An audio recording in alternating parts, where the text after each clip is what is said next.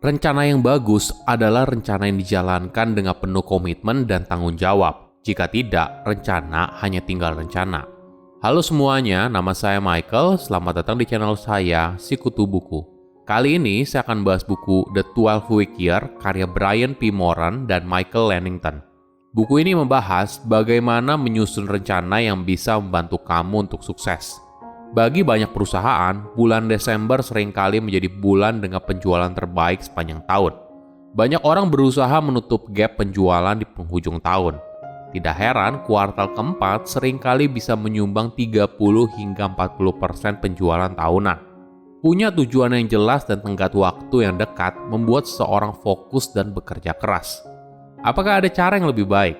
Bekerja keras mengejar sebuah tujuan selama 12 bulan terasa begitu jauh, apalagi jika kamu ada di penghujung tahun. Nah, bagaimana bila kamu justru membuat tujuan yang harus dikejar selama 12 minggu?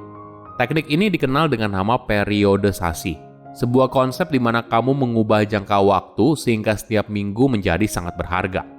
Berdasarkan pengalaman penulis, banyak orang punya kapasitas untuk meningkatkan 2 hingga 3 kali pendapatan mereka hanya dengan secara konsisten menjalankan apa yang sudah mereka ketahui. Meski begitu, banyak orang masih terjebak dengan pemikiran kalau mereka butuh ide baru. Karena ide baru itu secara ajaib bisa membuat semuanya menjadi lebih baik. Padahal mengerjakan sesuatu secara konsisten yang bisa membentuk kesuksesanmu. Sebelum kita mulai, buat kalian yang mau support channel ini agar terus berkarya, caranya gampang banget. Kalian cukup klik subscribe dan nyalakan loncengnya. Dukungan kalian membantu banget supaya kita bisa rutin posting dan bersama-sama belajar di channel ini. Saya merangkumnya menjadi 3 hal penting dari buku ini.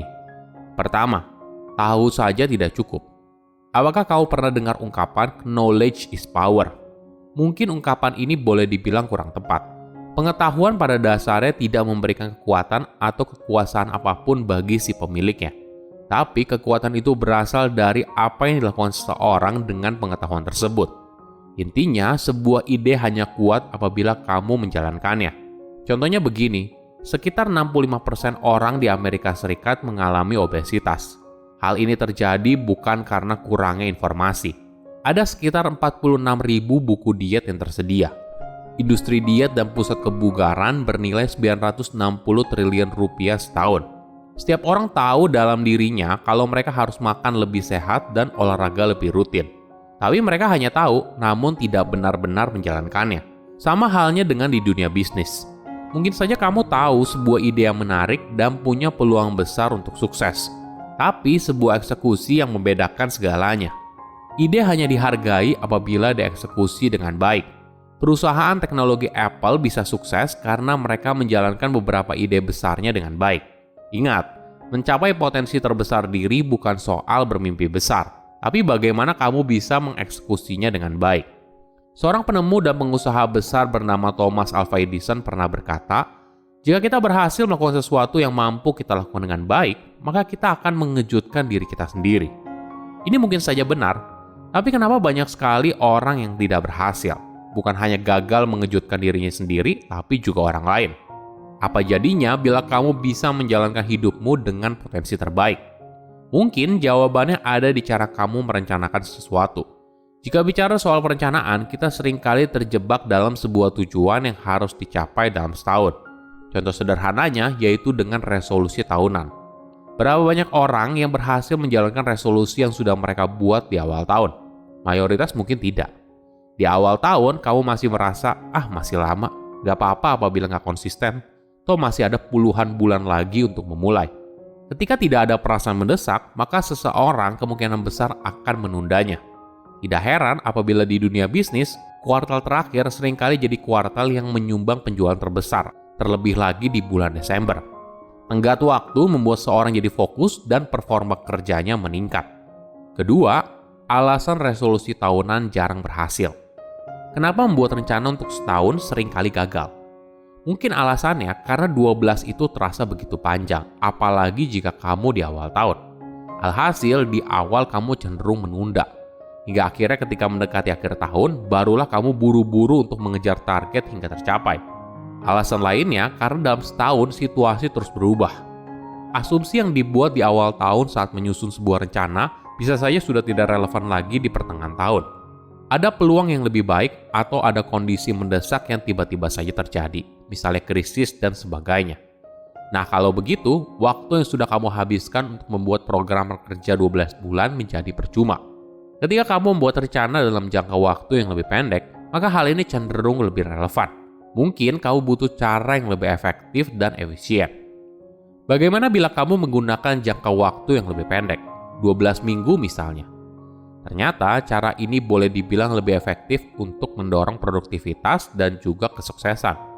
Kamu punya target yang jelas dalam periode waktu yang tidak terlalu jauh dan tidak terlalu dekat. Jadi di satu sisi ada perasaan mendesak, tapi di sisi lain tidak ada kesan terburu-buru. Alhasil kita jadi perlu membuat setiap hari menjadi sangat berharga.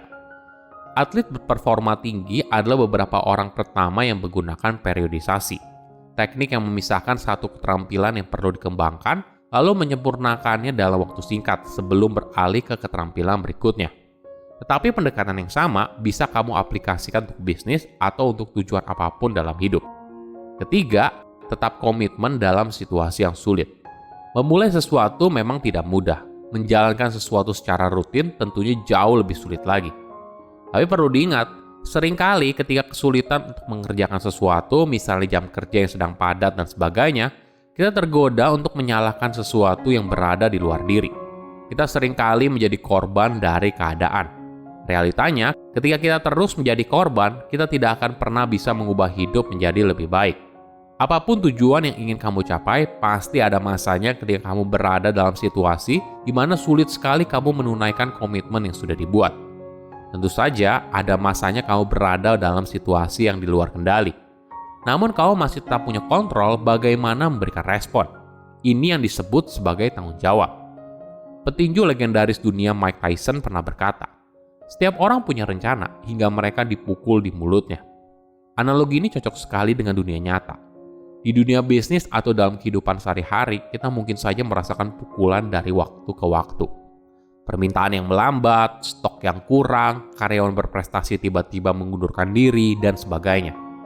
Bagaimana cara kita bisa tetap pada rencana awal, terutama ketika berada dalam situasi yang sulit? Mungkin kita menjawab dengan semangat juang dan keteguhan hati. Sayangnya, dua hal ini tidak bisa membuat kita bertahan dalam jangka panjang.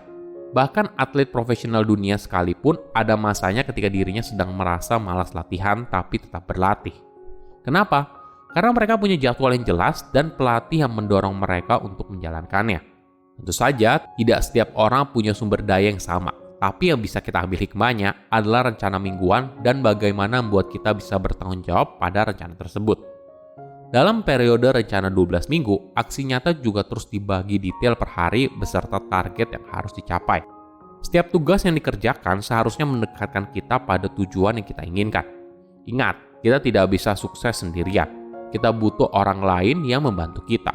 Jadi, ketika kamu punya orang lain yang saling mengingatkan tujuan besar yang harus kamu capai, maka hal ini membuat kamu jadi bertanggung jawab.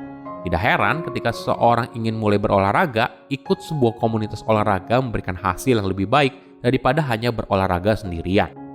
Silahkan komen di kolom komentar pelajaran apa yang kalian dapat ketika baca buku ini. Selain itu, komen juga mau buku apa lagi yang saya review di video berikutnya. Saya undur diri, jangan lupa subscribe channel YouTube Sikutu Buku. Bye-bye.